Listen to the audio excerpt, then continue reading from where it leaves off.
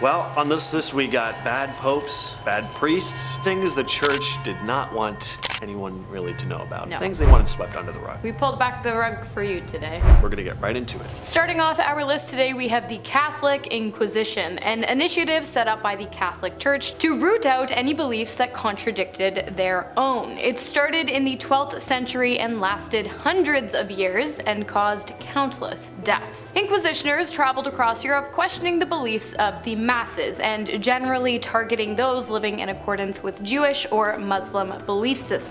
But not only were the Inquisitioners inquisitive, they were quite particular as well. There was only one acceptable answer to their questions about God and religion. If an answer was given that fell outside of the parameters of the Catholic belief system, a person would be accused of heresy, going against the church. The accused would then be tormented until they either changed their minds or died. Methods of torment included flogging, burning, having your limbs stretched apart, and being straight up set on fire to burn to death. In total, over the 200 years in which the Inquisition persecuted the peoples of Europe, over 32,000 executions took place. Next on the list we have the Banquet of Chestnuts, which sounds pretty innocent, but it was actually a very scandalous affair, especially seeing as the Pope was in attendance. Caesar Borgia, son of Pope Alexander VI, held a supper at the Papal Palace on October 30th, 1501. Along with all the guests, there were about 50 courtesans for entertainment. After the feast had ended, the room basically became a playground of debauchery. Chestnuts were scattered on the floor, the courtesans' clothes were auctioned off, then the guests and the entertainment started crawling on the floor nude to gather up all the nuts. Then the party guests and even members of the clergy engaged in intimate activity with the courtesans, and Pope Alexander was there, cheering on the participants and enthusiastically keeping score of which man was performing the best. Yeah, this is a dinner party the church probably wanted swept under the rug. Next up, we have former Father Marcial Maciel, who was renounced by the Vatican itself after his long-standing history of gross misconduct and abuse of power came to light. In 1941, Marcial Maciel became the first general director for the Legion of Christ in Mexico, a title he carried all the way up until 2006, despite first being accused of SA in the 1970s. During the course of his priesthood, Maciel abused at least 60 young men and women and fathered 6 children, with 3 of those women all out of wedlock, obviously. In 1998, 9 men filed charges against Maciel with the Vatican, who, surprise, surprise, chose not to prosecute him at the time. Not only that, but they didn't even fire him until 8 years later in 2006. And actually, he was never fired, they just forced him to retire. And the church in Mexico, where Maciel had acted as general director, didn't even acknowledge his crimes until March of 2010, after he had already died 2 years prior in 2008. In 2009, a year after Maciel's death, a civil suit was filed on behalf of 6 of his victims in order to recover his estate, while at the same time the Archbishop of Baltimore pushed for full disclosure from the church in relation to Maciel's crimes. So they tried to sweep it under the rug, but the good old Archbishop of Baltimore said absolutely not. Pope Bonafice VIII was a power-hungry man. He waged wars, he sacked cities, he was so notorious that he even appeared in Dante's Divine Comedy, showing up in the 8th circle of hell. Boniface led the Catholic Church from 1294 to 1303, and in that short time, he managed to stir up a lot of trouble. Not only did Boniface butt heads with kings and other rulers, leading to a lot of conflicts and wars, he just meddled in affairs of other countries, trying to control who got to be in charge. He was just involved in things he shouldn't have been involved in. Prime example was the document called the Unam Sanctum, where he basically claimed that the Pope had ultimate authority over everyone, including kings and emperors, which didn't sit well with a lot of people, as you can imagine. It was seen as a power grab and made a lot of enemies of him. On top of all that, there were always rumors about his inappropriate behavior with a number of women and younger people. He's on many lists of some of the most controversial popes in history, including the book The Bad Popes by E.R. Chamberlain, and it's easy to see why. Next up, we have another former priest, former Father Baltazar Calvo, who in 1808 organized an attack on French civilians in some kind of misguided attempt to reclaim Valencia during the French occupation of Spain. Well, it wasn't so much an organized attack as it was an angry mob. An angry mob that killed 200 innocent French people being held at the Valencia citadel for their own protection, which Baltazar was fully aware of, by the way. He also targeted and killed 140 civilians in other parts of the city too. A month after the mindless attacks, Calvo and his followers were arrested by French troops and executed for targeting innocent French lives, which I get. I mean, he did choose to target innocent civilians rather than, bothering to go after those directly involved in the conflict. Yeah, that's what happens. Pope John XII was a pretty wild dude, which is putting it nicely. Really, he was a total mess. First off, he became Pope when he was just 18, and he didn't exactly grow into the role gracefully. He was known for living a pretty scandalous life. He was into all sorts of vices like gambling, drinking, and even reportedly turning the papal palace into a brothel. So yeah, not exactly the kind of image the Catholic Church wanted to uphold. John XII also had a reputation of being pretty corrupt. He'd sell positions within the church for money and even plundered the Vatican treasury to fund his lavish lifestyle. And then there's the whole thing about him allegedly having affairs with married women and even his own sisters. Yikes. Anyway, a husband caught the Pope in bed with his wife and beat him up so badly that Pope John died just 3 days later from his injuries. But you know what, at least he went out with a bang. Next up, we have the former Father Gerald Robinson, aka the Nun Killer. In 1908, Robinson was the chaplain at Mercy Hospital in Toledo, Ohio, where he ministered the sick and terminally ill. He worked alongside Sister Margaret Ann Paul, the caretaker of the chapel. Things at the hospital were pretty routine until one day Sister Margaret Ann was found dead at the age of 71. Not just dead, but she had been killed in an incredibly gruesome way too. She had been impaled with a large blade in the chapel of the hospital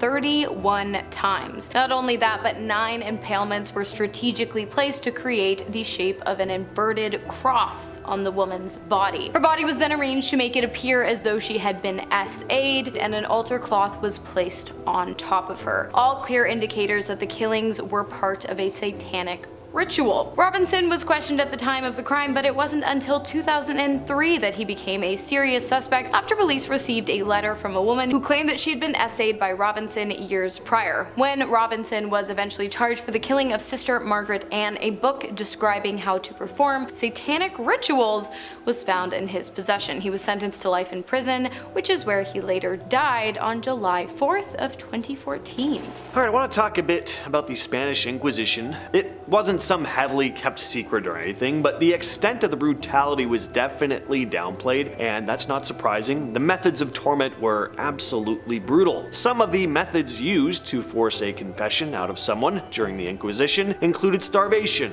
pouring burning coals on the body, beatings, but that was just the tame stuff. One of the most notorious devices was called the rack. The victim would be chained or strapped to rollers at the end of a metal or wooden frame. Then the rollers would be cranked with a handle stretching the victim's limbs.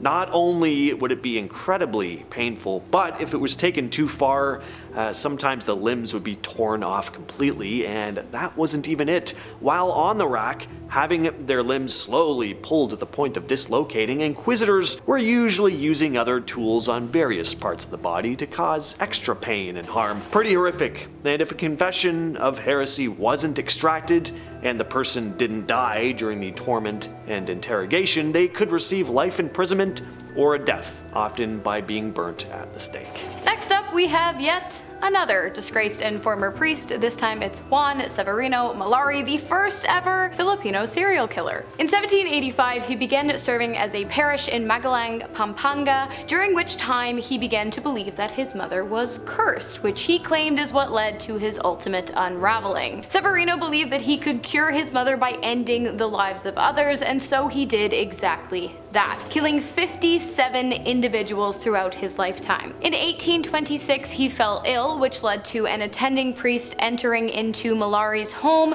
to care for him, during which time he found the red-stained clothes and personal items of many of the victims. Malari was arrested and sentenced to death for his crimes. He died at the gallows in 1840, despite a one Dr. Luciano Santiago's wish that he had been committed to the first mental health institution in the Philippines instead, but by then it was already too late, so what can you do? One of the biggest stains on the legacy of the Catholic Church are all the witch hunts. A decree made by Pope Innocent VIII in 1484 addressed the presence of witches in the Holy Roman Empire and that they needed to be dealt with. And deal with them they did, only no actual witches were executed, just innocent people, the majority of which being women. Panic and fear about the existence of malevolent witchcraft became very widespread. Anyone suspected of being a witch would be hunted down, arrested, and executed. We all have the stereotypical image in our heads of witches being burnt at the stake. Well, unlike the Salem witch trials that came much later, here the accused would actually be burnt at the stake. In the United States, the accused were hanged. There were too many victims to count. The death toll is estimated at around 40 to 50,000, but it could be much higher. Not every quote-unquote witch was killed in public. This is a photo of a nun, a very special nun named Mariam Selacutis. She was a real-life killer nun, and she didn't just kill once, she was a full-on serial killer, and on top of that was involved in fraud and a whole list of other crimes. And she wasn't even just a nun, she was an abbess, the head of a group of nuns. I can't believe I've never heard of her till today. A real-life serial killing nun. Mariam was a Greek nun who ran a convent with a particularly sinister agenda. Starting in the 40s, she began targeting wealthy women, convincing them to join her convent under the guise of spiritual enlightenment. Once they were in, she and her associates would force them to donate their fortunes to the monastery, using extreme and brutal methods. She was accused of embezzling the donated funds, and in some cases, she'd kill the donors. By the time the authorities started closing in, she had amassed a huge amount of property, around 300 homes and farms, and a fortune in gold and jewels. An anonymous tipster, the daughter of one of the wealthy donors, alerted the police. She claimed her mother had been coerced into leaving her fortune to the monastery, and this set off a chain reaction of investigations. The FBI even got involved after a missing persons case linked to Solacutis' convent came up. The daughter of a Greek immigrant who had gone missing in 1949 was reportedly last seen in the convent. Oh, and this is a really messed up thing. Solacutis' convent was supposedly also a place where people suffering from tuberculosis were brought, under the false pretense of it being a sanatorium. The prosecution alleged that around 150 people died there because proper medical treatment was deliberately withheld. In 1950, over 85 police officers stormed her monastery grounds and arrested her. They also found a bunch of half-naked, malnourished, and sick elderly women tied up in the basement. The young man on the right in this photo is Ben Field. You'd never know by looking at this image, but he went on to kill the old man standing beside him, Peter Farquhar, a retired teacher and author. Ben Field was training to become a priest when he began a relationship with Peter Farquhar, and would later admit to spiking his drinks with illicit substances and hallucinogens simply to torment him and make Peter question his own sanity. According to Field, he did it for no other reason than it was cruel to upset and torment Peter purely out of meanness. These are Ben Field's exact words to the jury. In the end, he killed Peter by smothering him with a pillow when he was too weak to fight back. In 2019, Field was sentenced to life imprisonment with a minimum of 36 years. Things could have gone much worse though. He had a list of around 100 potential victims, including his very own family members and other elderly, vulnerable individuals. According to him, he wanted to kill 50 pensioners in a single night. This is a photo of Father Gerald Robinson, who carried out an incredibly brutal crime in 1980. On April 5th of that year, Sister Margaret Ann Paul, a 71-year-old Catholic nun, was found dead in the chapel at Mercy Hospital in Toledo, Ohio. She'd been strangled and stabbed 9 times in a pattern resembling an inverted cross. After this, she was covered and stabbed an additional 22 times. At the time of the killing, Father Gerald Robinson was one of the first individuals to arrive at the scene and preside over the Mass for Sister Margaret Ann. At first, he wasn't suspected of anything, but as time went on, suspicions about Robinson began to grow. And the real breakthrough in the case, though, came with advancements in DNA technology. In 2004, after years of investigations, Father Robinson was charged in the case and finally convicted in 2006. He spent the remainder of his life in prison and died there in 2014. This is Father Ryan Erickson. He looks a bit like Peter Griffin, but this guy's biggest sin wasn't just being the star of one of the most obnoxious cartoons ever put to screen. Instead, this man was downright evil. Sorry to all the Family Guy fans out there. I am just not into that show. Did I need to tell you that? Probably not. In February of 2002, Erickson took the lives of 2 men. The 2 men had been members of his church in Hudson, Wisconsin. They'd called him to a meeting to discuss some pretty serious allegations against him. The accusations included misconduct with a male juvenile and reports that Erickson had been giving intoxicants to minors. Erickson showed up with a firearm, firing at Dan O'Connell and the other man. As law enforcement began to close in on him, Erickson reportedly told a deacon at another church, "I done it and they're gonna catch me." Alright, so we've talked a lot about death, some very disturbing stuff. Let's take a moment to watch this glorious moment play out. This takes Wedding Crashers to a whole other level. Some dude had apparently come in off the street to flash everyone during a wedding ceremony. To some, mainly, I'm gonna guess the bride and groom, this man is the epitome of evil. To others, this man is an absolute godsend. Weddings are boring. The problem is it's this long, drawn-out process, but we all know how it's gonna end. You're gonna get married. Why not throw a little twist in there? I also really appreciate this man's presentation. Like, he reveals himself like an angel sent from the heavens, like BAM! Look at me. The way he just opens those doors, or whatever you call those there. Doesn't even leave immediately. He just stands there for like a while. Must have felt like an eternity to all the lucky people who were there to witness this in person. So this dude was exploring an abandoned church when he came across this.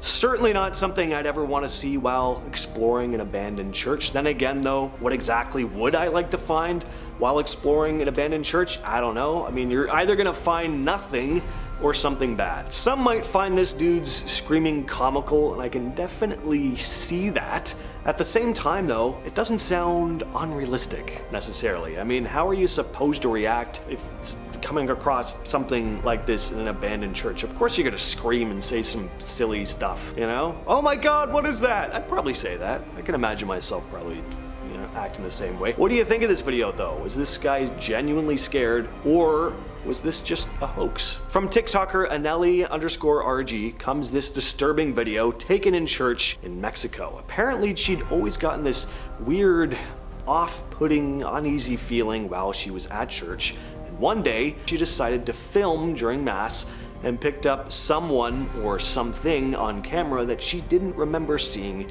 in person.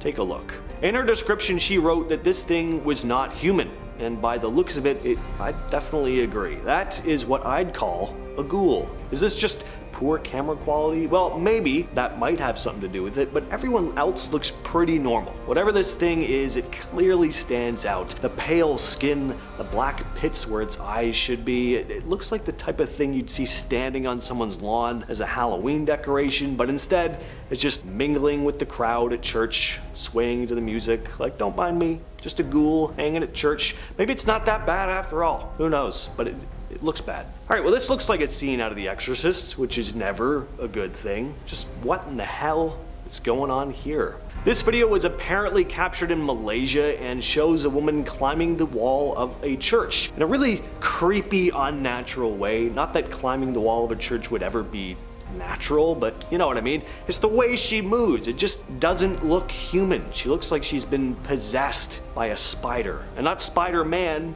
I'm talking about a real spider. She moves like an arachnid.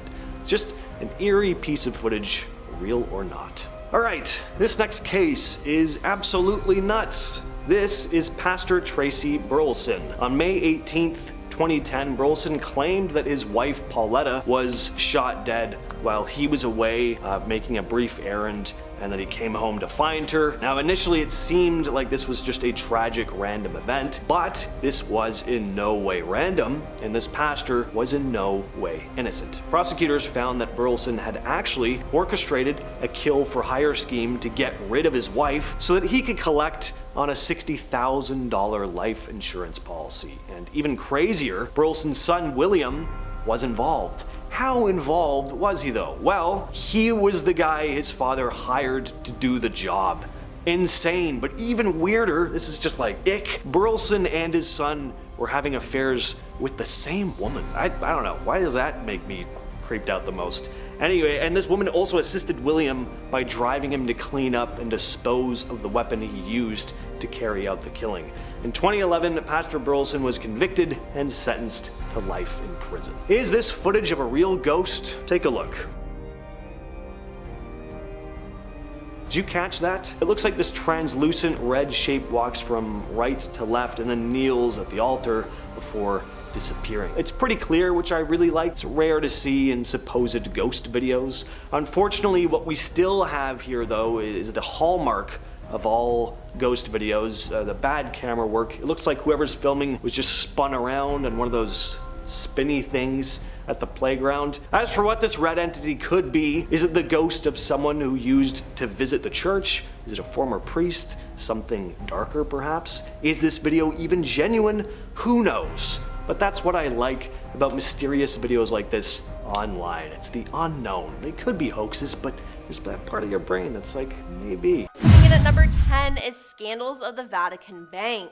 The Vatican Bank, also called the Institute for the Works of Religion, IOR, has been involved in numerous scandals. A substantial amount of money was paid to the IOR, so it cannot be tracked by Western banks, and it was used to store billions of dollars. It was created during World War II to avoid the restrictions placed on financial transactions by the Allies, and as a result, the Vatican Bank, being exempt from such restrictions, became the world's best offshore bank. Since that time, the Vatican Bank has become pretty notorious for its connections to organized crime. In the 1970s, it's alleged the Vatican tried to purchase $900 million in counterfeit bonds and securities from a mafia-linked operation, and in 2013, a priest was arrested for trying to use the Vatican Bank to smuggle millions of euros for the mob. The most famous of the Vatican mafia scandals is the collapse of Banco Ambrosinio, an Italian bank in which the Vatican was the main shareholder and which it used to launder money for the mafia. Now, after the bank's collapse, its chairman, who some believe ended the life of Pope John Paul I, was found hanged under a tree, which was concluded to be a mob homicide dressed up like he took his own life. Number 9. The case of Anna Uckland. Anna Uckland's demonic possession and exorcism occurred over several decades, culminating in an extensive exorcism that lasted from August 18th to December 23rd, 1928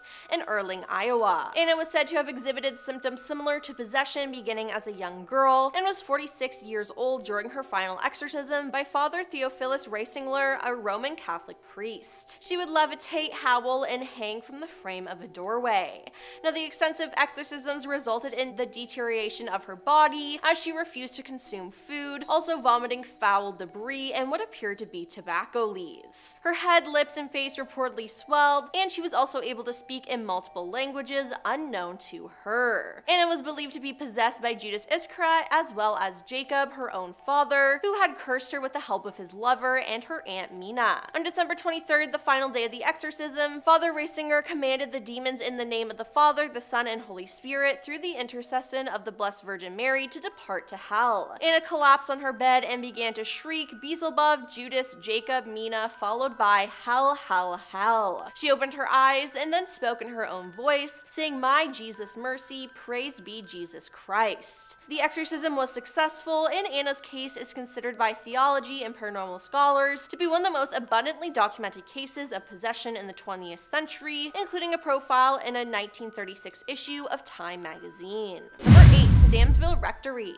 The Sedamsville Rectory is a historic building that once served as home for the priest of Our Lady of Perpetual Help Church. Now, priests of questionable moral character were rumored to live here, if you know what I mean, including a man who was moved around a lot considerably before retiring from the priesthood, leaving some to believe the church was covering up his tendency of mistreating animals. Now, his fellow priests later confessed to hearing strange sounds coming from his bedroom and feeling uneasy in his presence. As the alleged site of the mistreatment, it's no shock that this place has some wicked demonic energy. Reports detail strange howling cries and deep scratches appearing in the flesh of workers. The current owner of the building, Terry Scott, even claimed that she was pushed by an invisible force. Now, the presence was so evil that a priest was called in to perform an exorcism, but his efforts did little to keep the demonic energy at bay, and whatever monster lurked there still remains, and I personally would not want to mess with it. Number 7. The Apostolic Penitentiary. The Apostolic Penitentiary is a secret tribunal that investigates so-called heinous crimes of individuals. It was supposedly found in 1179 and was kept secret until 2009.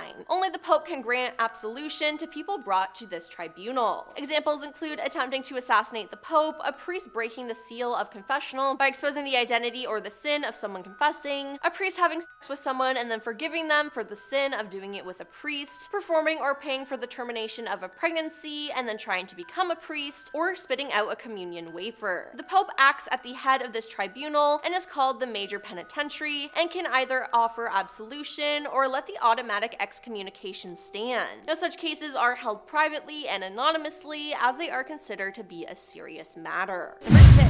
Vatican Secret Archives. I mean, they're a secret for a reason, right? Well, many theories have naturally arisen about what might be held among the 53 miles of shelves and 12 centuries worth of documents only available to a select few. Now, it doesn't take a lot of effort to find people claiming the archives contain evidence of extraterrestrial life, proof Jesus never actually existed, or the true secret name of God, which has been handed down from pope to pope since 463 AD. The archives are not fully public, they're only open to scholars who have passed a rigorous vetting process, and journalists were not allowed to see the contents of the archives until 2010. Furthermore, documents within the archive only become available for viewing, even to this limited audience, after 75 years. While the Vatican claims the reason for this is how difficult it is to process the enormous bulk of documents within the archives, conveniently this means any documents relating to Pope Pius XII's actions during the Second World War and their other scandals are still restricted. Number 5.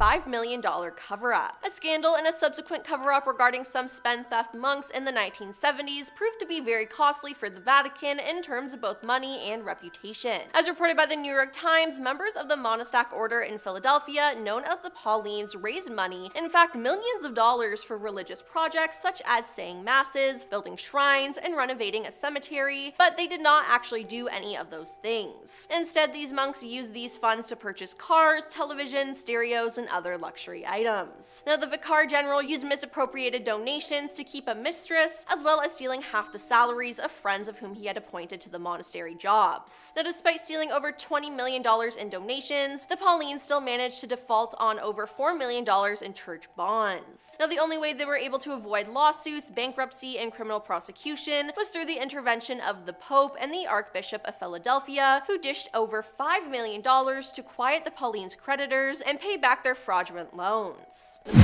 4. Helping Germans. Following Allied victories in Germany at the end of World War II, German soldiers suddenly found Europe a pretty not great place to live. Thousands of high-ranking officials, many of whom were war criminals, managed to escape across the Atlantic to a number of South American countries, most notably Brazil, Chile, and Argentina. It's said that these soldiers were knowingly assisted by the Vatican. The Vatican chose to help them because they had hope for the revival of European Christianity and had a significant fear of the growing influence of the Soviet Union. Now, whatever the reason, the Vatican Refugee Commission unquestionably knowingly provided these fugitives with false identities. Now, the Vatican has consistently refused to comment on these events, and the majority of the relevant documents have still not been released from the secret archives. Number 3.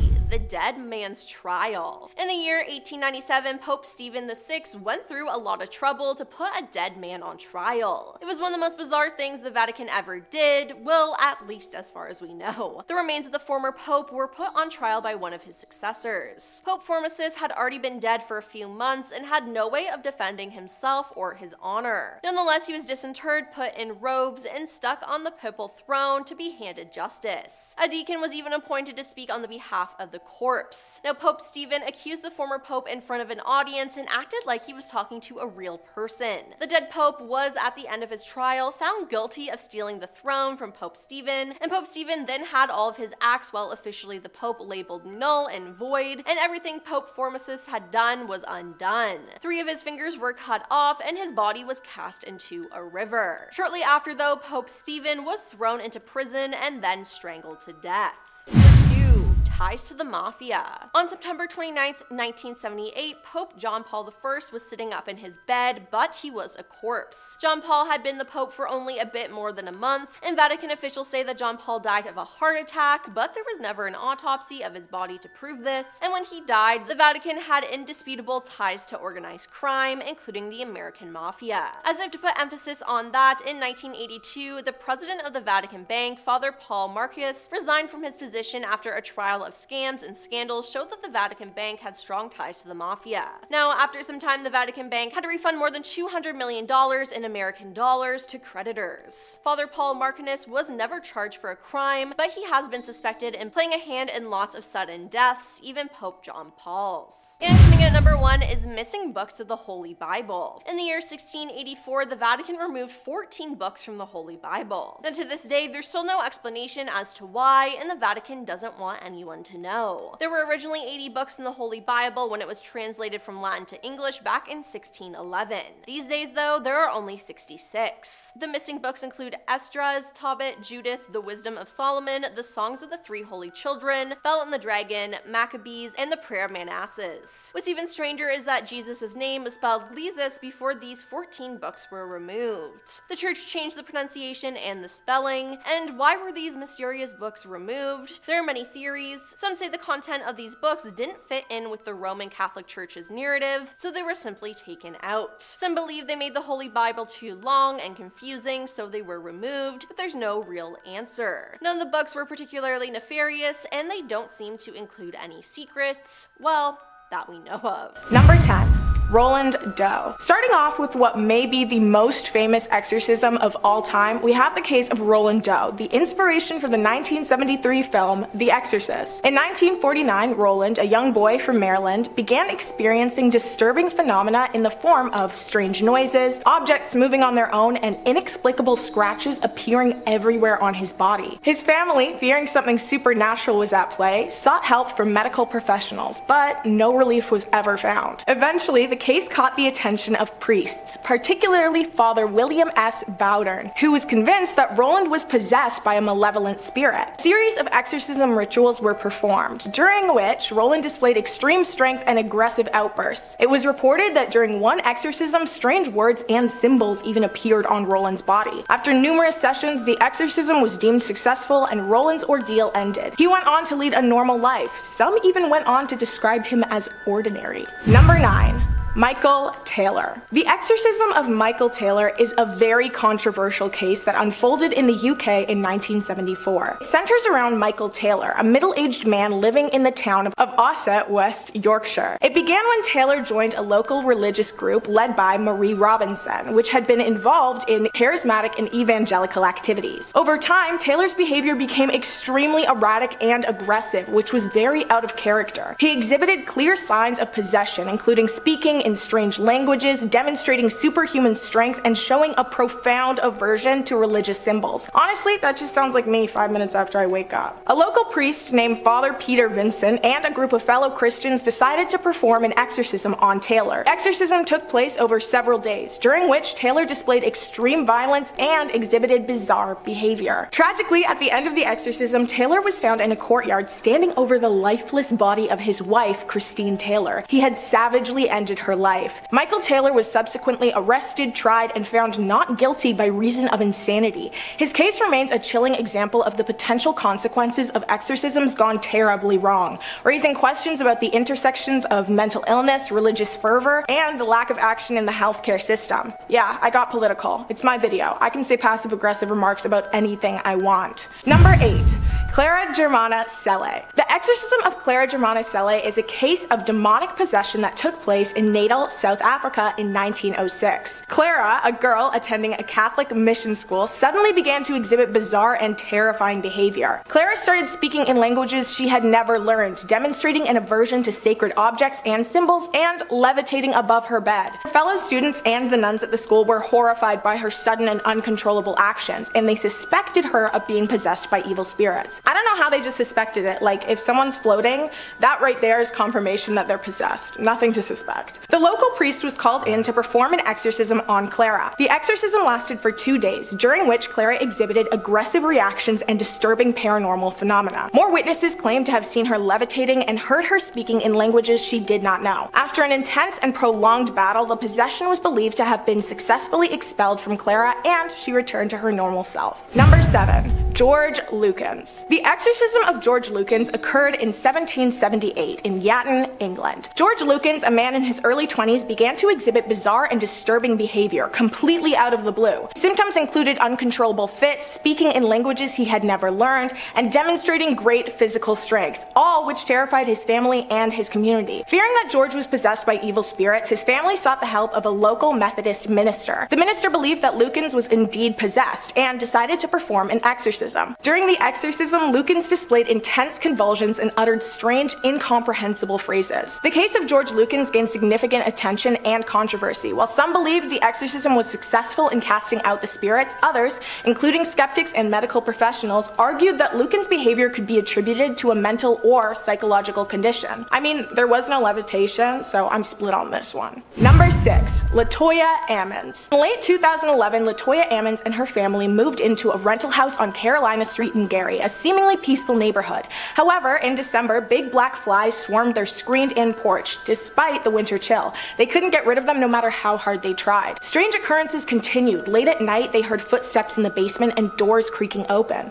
One night, Latoya's mother saw a shadowy figure pacing in the living room, leaving wet boot prints behind. But the strangest incident occurred in March 2012 when a girl seemingly levitated. Guys, levitation. It's clear to me that this is a legitimate exorcism case. The family's trouble led them to reach out to the local churches, but most refused to help. They even consulted clairvoyants who claimed their home was besieged by over 200 demons. Moving wasn't an option, so they tried a series of bizarre rituals. They cleaned the house with bleach and ammonia, made crosses with oil on every door and window, smeared olive oil and drew crosses on their dependents, and burned sage and sulfur throughout the house. Despite these efforts, their problems persisted, and the youngsters started acting possessed. They heard voices, saw shadows, and felt physical sensations of choking and being held down. Frustrated, they consulted their family physician, who documented delusions of ghosts and hallucinations in his notes, not believing anything supernatural was occurring in the home. One night, the family's behavior took a frightening turn when one of the youngsters was seemingly lifted and thrown into a wall, which led a call to the authorities. After months of torment from the spirits in the house, the Ammons moved to Indianapolis. The Carolina Street house, once an object of local fascination, continued to bewilder people with its strange occurrences, though the landlord remained skeptical. Number 5. The Ludon exorcisms. The Ludon exorcisms were the cause of a witchcraft trial that took place in 1634, Ludon, France. It all began when a convent of nuns collectively claimed that they had been visited and also possessed by demons. Several nuns claimed that they were having visions of their recently deceased confessor. When asked about who they thought was possessing them, their answers varied. Some said that it was a priest, others said Peter, and some said Zabulon. The nuns were acting erratically and deeply out of character for religious devotees. Physicians and apothecaries were contacted, and local magistrates were informed of the strange claims and behavior. Eventually, the Archbishop of Bordeaux was called. He ordered that the nuns be separated, thinking that they were all just experiencing a flight of mass hysteria. For a short while, it seemed that the sequestration of the possessed women worked to improve their symptoms, but the nuns' behavior began to worsen over time. They began shouting, screaming profanities, and barking. But no levitating. The convent chaplain decided that a series of exorcisms was to be conducted. The Catholic Church investigated the claims and ended up accusing a priest of summoning evil spirits. He was later convicted of sorcery, which was a crime punishable by execution, and guess what? He met a fiery end on a wooden stake. The nuns underwent exorcisms and everything did turn out okay, but it's definitely still a strange situation. Number 4. Gotautly Vendettus. The exorcism of Gotautly Vendettus is a supernatural case that occurred in the early 19th century. Gotautly was a young woman from Germany who claimed to be possessed by demons and said she had experienced a series of bizarre and disturbing events. Gotautly exhibited classic signs of possession, including speaking in strange languages, having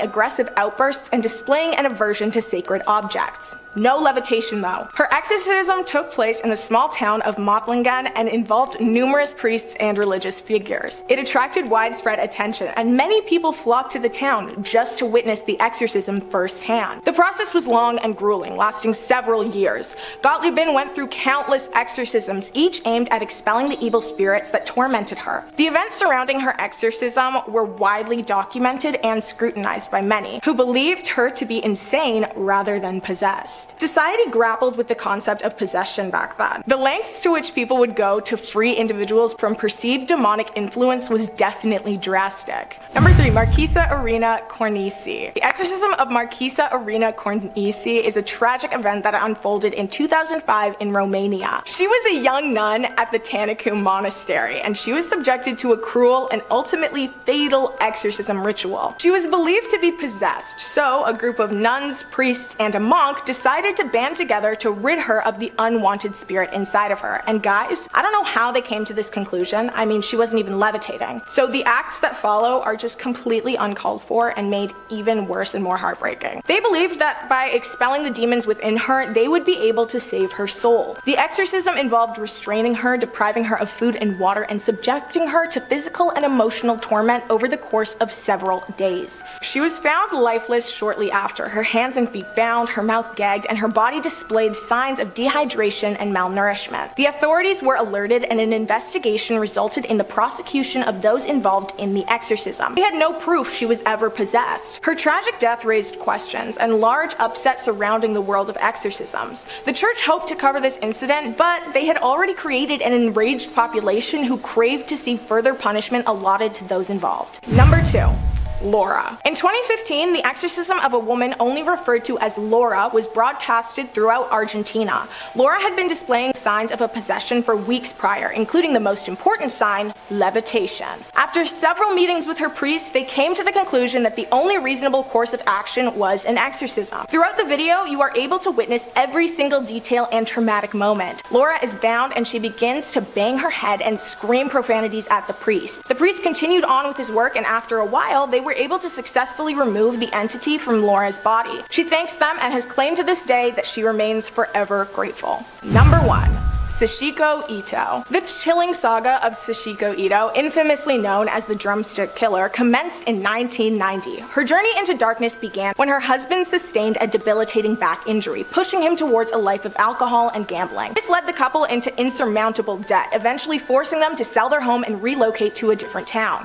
They briefly engaged with a religious group that was centered around spiritual faith healing. However, they were expelled for using the organization's name without permission, causing Ido's husband to vanish in 1992. Sashiko Ido, now husbandless, moved north of Tokyo and began conducting spiritual healings, escalating her claims of being a healer and psychic. Her delusions reached new heights as she declared herself a deity capable of expelling demons from people. A growing following was drawn to her, resulting in a burgeoning cult. Ido's rituals involving cruel drumstick beatings, claiming to purify the soul, grew increasingly harmful. She accused followers of being possessed and had them mercilessly harmed. In 1995, one of her followers was hospitalized with severe injuries, sparking an investigation that unveiled a horrific scene at Ido's premises. 6 decomposing bodies were discovered, bearing the marks of ritualistic harm. Ido, her daughter, Yukata Nomoto, and another follower were arrested and charged with the deaths. Ido claimed the deaths were unintentional, caused by a religious exorcism, but the trial led to her receiving a life sentence, while accomplices were also sentenced to prison. In 2012, at the age of 65, Sashiko Ido was hanged, ending her reign of terror, though the impact of her belief system lingered ominously. This one is just dark and horrible. I couldn't even throw in a joke about levitation. It's just sad.